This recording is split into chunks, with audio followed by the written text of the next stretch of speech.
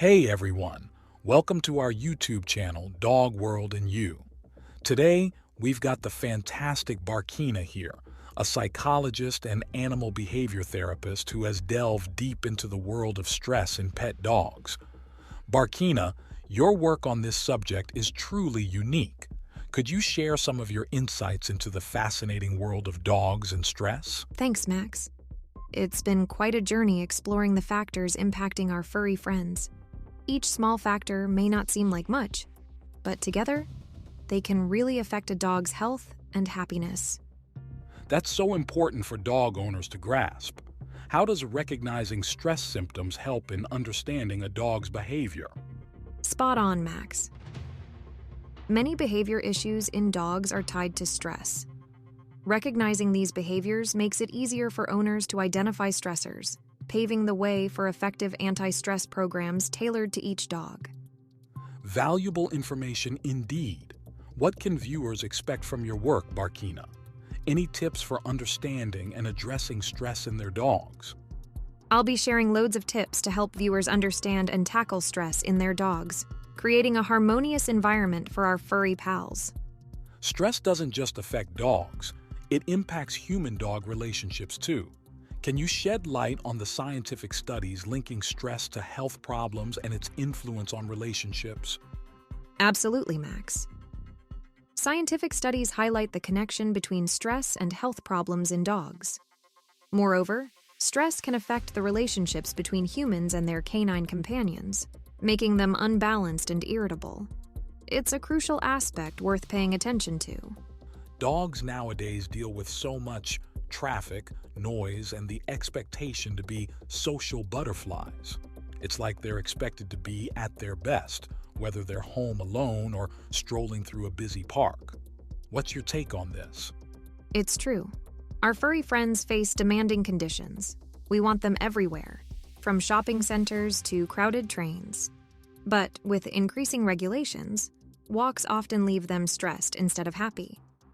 Let's explore what stress really means for them. Absolutely, Barkina. Stress is a big word, and defining it in the context of dogs is crucial. What's your perspective on the definition of stress for canine companions? Well, Max, when it comes to stress in dogs, we're talking about their reactions to internal or external threats. They redirect their energy to cope with potentially dangerous situations. What's fascinating is how different dogs can experience the same situation. Some find it stressful, others don't. It's incredible how individualized stress reactions can be. So, when we talk about stressors, what are the key factors we should be aware of? Great question. We've got different types of stressors. Exogenous stressors like sensory overload, pain, and danger. Basic needs, stressors like food withdrawal, performance stressors from overburdening, social stressors causing exclusion, and psychological stressors like conflicts and uncertainty. Even major life changes can be stressors. Did you know that stress increases cardiovascular activity? The endocrine system plays a crucial role. Stress provides extra energy through glucose and free fatty acids. It's like the body's way of optimizing efficiency for survival, responding to heightened tension or fright. Right. They even call it positive stress in nature. But if the tension lingers or there are frequent shocks, negative consequences kick in. Adaptation diseases like kidney and cardiovascular issues can become a concern. Cortisol seems to be the main player here. Exactly. Cortisol, with its half-life of 20 minutes, usually drops by 50% after that.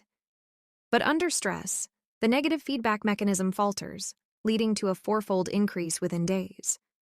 Dogs often find themselves in situations of helplessness and insecurity, affecting their cortisol levels. It's a tough situation for them. Permanently raised cortisol weakens the immune system and can lead to various health issues. The connection to reproductive disorders like those seen in zoo animals is quite significant. Finding the right balance is crucial, Max. A bit of stress is okay for optimal physical efficiency, but too much can lead to what we call distress. Distress indeed, Barkina. Prolonged or intense stress can lead to issues with the immune system, kidneys, cardiovascular system, circulation, and digestion. It can even increase readiness for aggression, linked to hormone release, including testosterone. Recent studies on dogs indicate that cortisol levels rise in specific stress situations, and so do testosterone levels. Male dogs, reacting throughout the year to female dogs in season, might show increased aggression towards other males. It's important to note, though, not every stressed dog becomes immediately aggressive. They might react more intensely in certain situations, struggling with things like joggers, cyclists, or other dogs. Absolutely, Max. Stressors aren't just negative experiences. Even seemingly positive ones like playing ball can cause stress. Dogs, like us, can get overwhelmed by busy schedules with different activities, leading to constant stress. Right, Barkina. It's not just about the negatives. Positive surprises and a hectic routine can also impact our furry friends. Balancing their activities to ensure they have time to rest is key to managing stress. There are stress symptoms in dogs, and they often manifest together. Observing your dog is key. See if you notice any of these symptoms and try to figure out what might be causing them. Absolutely, Barkina. It's crucial to consider the context, as some behaviors like panting may not always mean stress. It could just be a hot day or post-play exhaustion. And don't forget to look at how often these behaviors occur. Calming signals are a big one, Max. Dogs display them when they feel insecure, stressed, or overburdened. A harried and restless dog might be dealing with stress. Even sudden, unusual reactions to familiar situations can be a sign. Stress can impact bodily functions too, Barkina. Increased defecation and urination are common. Excessive self-grooming leading to wounds is both a signal and a compensation for stress. Being left alone can be crippling for many dogs. They might resort to destructive behaviors, destroying objects or even furniture. And it's not just behavior. A stressed dog might lose interest in eating, even if it's their favorite food. Indiscriminate gulping down of everything is a classic stress symptom. Spot on, Max. Recognizing these signs early on can help us make positive changes to alleviate stress for our furry friends. Let's chat about signs of nervousness in dogs, Barkina. Absolutely, Max. Nervousness can show up as the dog being easily startled, generally jumpy, and, well, just plain nervous. Restlessness is another indicator. If a dog can't seem to relax, even in their usual spots, and they're fidgeting a lot, that's a sign. They might pull hard on the leash too, like they're on a constant hunt. Overreaction is interesting, Max. Dogs suddenly acting restless, timid, or even aggressive in situations where they'd normally stay calm. That's a red flag. Defecation and urination are worth mentioning, Max. In moments of great fear or sudden fright, the release of adrenaline can trigger the dog to defecate. There's also a shift in water balance, leading to more frequent urination. And let's not forget mounting, Barkina. It's not always about the birds and the bees. Stress can be a culprit too. It's common in mixed dog groups and often mistaken for a dominance gesture. Let's dive into the topic of hypersexuality and hyposexuality, Max. Interesting subject, Barkina. Stress can really throw things off, either sparking an excessive libido or almost completely shutting down the sexual drive. Absolutely. And stress often messes with the sexual cycle in female dogs. The periods between seasons might get wonky, too short or too long. Sometimes, stress can even cause sexually mature female dogs to skip seasons for years. Ever heard of continuous heat? That's when stress makes a female dog bleed longer, becoming more attractive to male dogs. Excessive noise-making is another indicator. Continuous barking, persistent whining, and howling are often misconstrued as protest behavior. They signify extreme stress and an overwhelmed pup. Now, moving on to digestive issues, Barkina. Diarrhea and vomiting are often clear signs of stress in dogs. Certain breeds, like Collies, German Shepherds, and Cavalier King Charles Spaniels, seem more prone to these symptoms. Allergies are another piece of the puzzle.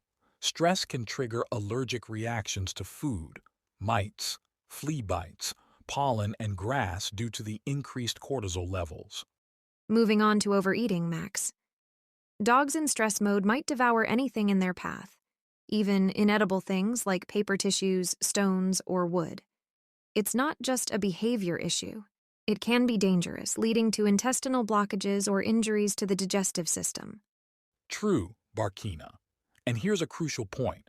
Just saying no to taking objects isn't enough. Finding the cause of stress is key. Otherwise, the dog will find other ways to cope. Now, about tense muscles due to increased contraction, Max. Forcing a stressed dog into sit or down commands might not be the best idea. It restricts their ability to move and relax tense muscles, potentially leading to trembling or painful cramps. Right, Barkina. Movement is essential during stress to prevent greater readiness for aggression. In extreme cases, muscle cramps can even resemble epileptic fits. So, understanding their need for movement is crucial in these situations. Let's chat about some physical signs of stress, Max. Great idea, Barkina. Starting with dandruff, it's often linked to dry skin and can pop up unexpectedly. Dobermans and Rottweilers tend to show it more, but other breeds can too. Eye color changes can be mysterious during extreme stress. Sometimes eyes get bloodshot due to high blood pressure affecting tiny blood vessels. Moving on to panting, Barkina. Stress amps up the heartbeat and tenses muscles, creating a need for more oxygen. Panting helps supply that oxygen and prevents overheating by managing increased metabolic activity. Sweaty paws are interesting, Max. While dogs don't have as many sweat glands as humans, they do have some, especially on the underside of their paws. You can identify a stressed dog by moist paw prints, which are quite common in vet waiting rooms. Moving on to biting the leash, Barkina. It might seem like a game, but for many dogs it's a way to relieve stress. Pay attention during walks and try to identify what triggers this behavior. If you find the cause, stopping it might help the dog naturally let go of leash biting. Redirected behavior is interesting, Max. Dogs sometimes exhibit actions that seem out of place. Intense staring is another one. When a dog focuses intensely on something like flies or light beams, it can be a sign of stress. They struggle to concentrate on anything else but that captivating object. And shaking themselves, Barkina. It's an indicator that the dog finds a situation exhausting.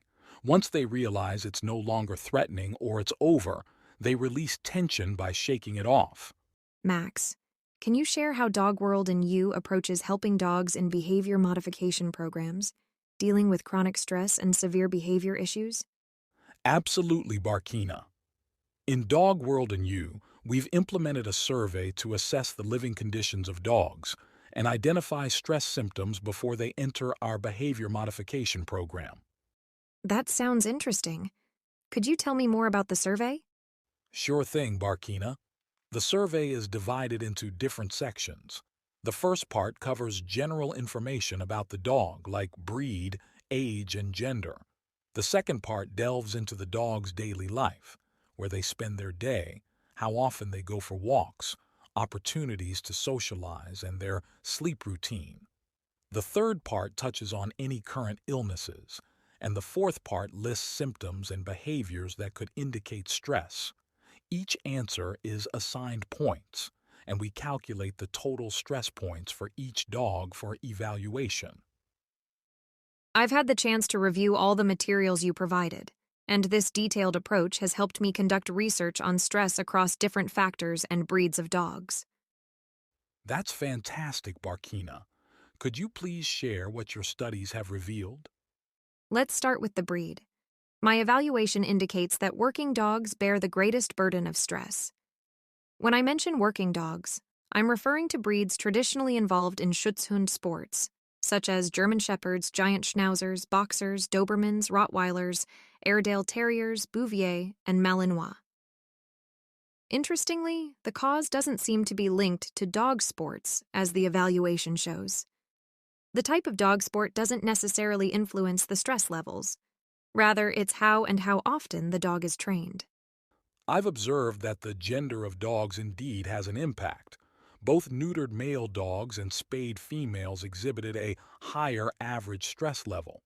Additionally, the altered social behavior of non-castrated dogs towards castrated dogs contributes to elevated stress.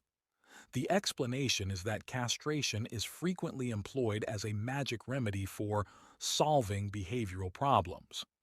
This indicates that castrated dogs show heightened stress levels even before castration, and castration is not truly effective in solving the problem. Another factor is how many hours a day the dogs sleep or rest. Dogs that sleep or rest fewer than 17 hours per day have a much higher stress level than average. From this, we can draw the conclusion that every dog should have the opportunity to sleep or rest for 17 hours daily. Every dog owner should ensure that days of heightened activity are followed by a generous resting phase. Hey Barkina, let's talk about the impact of being alone on our furry friends. If a dog is left alone for no more than 5 hours daily, the established stress level is manageable. However, staying alone for 6 hours or more leads to a much higher stress level than the average, suggesting that this time span is too long. Moving on to the topic of walking dogs. The stress level for dogs walked for 3 hours is only slightly higher than the average for all dogs.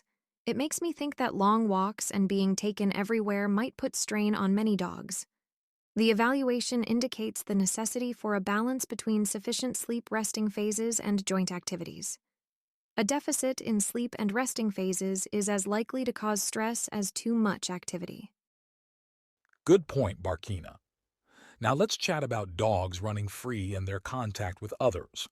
Dogs that are mostly led on the leash show a higher stress level than those mostly allowed to run free and have contact with other dogs. In summary, being allowed to run free and meet other dogs is obviously essential for our run-loving social animals. Absolutely, Max. The next question examines situations where the dog feels threatened, leading to fearful or aggressive behavior. It reveals that feeling threatened, being afraid and possibly reacting aggressively to a threat, represents a serious problem for these dogs and considerably raises stress levels. Finally, Barkina, let's discuss illnesses. We aim to specify illnesses, including questions about allergies, skin diseases, and digestive problems and/or diarrhea. Dogs suffering from digestive problems or diarrhea have a particularly high stress level compared to dogs with other illnesses. It's essential to consider their health when understanding their stress levels. Now, let's dive into how to create an anti-stress program. I want to emphasize that there's no magical remedy for stress in dogs. It depends on various factors such as socialization, health, age, previous experiences, surroundings, and more. So, it's important not only to examine individual factors, but also to understand the complete picture of the dog's surroundings, daily routine, and fundamental relationships with the owner, other humans, or animal members of the household. We aim to identify which factors lead to specific symptoms. The next step is to reduce as many stress-triggering factors as possible.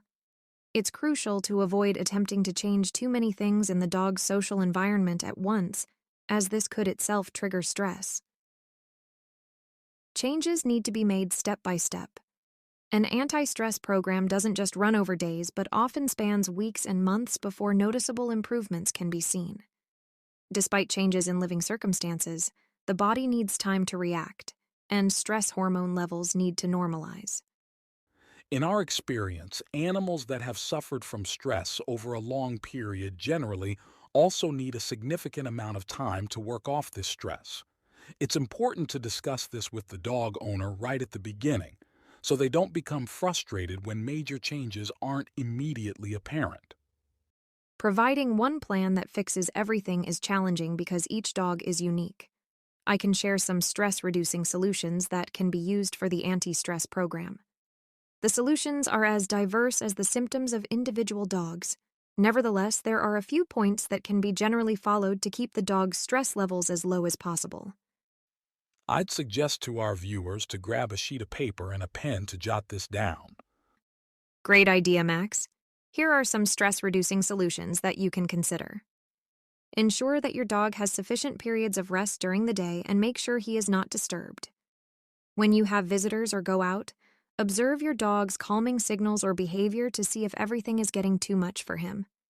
Sometimes what we think is enjoyable for our dogs, like shopping or going to work, might be overwhelming for them. If you're thinking about getting another dog, consider how your current dog will handle the new addition.